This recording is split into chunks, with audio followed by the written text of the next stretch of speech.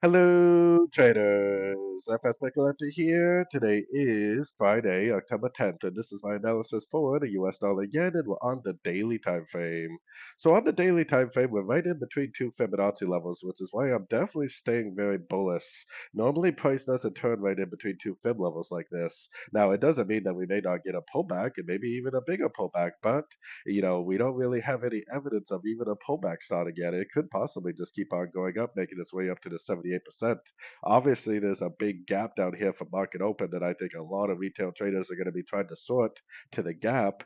But, it could possibly go all the way up to the 78% and then, several weeks from now go down and fill the gap later on. So going down to the 1 hour time frame, I am definitely still very bullish. Definitely still recommending longs. Price has been very sideways because more than likely, like I said, many retail traders are probably trying to trade it down to this gap right here. Maybe it will make a bigger pullback.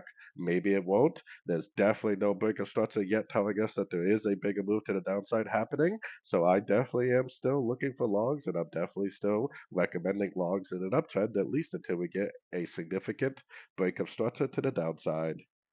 So anyways, don't forget to check out my website linked over here in the corner. And as always, thank you for watching and happy trading.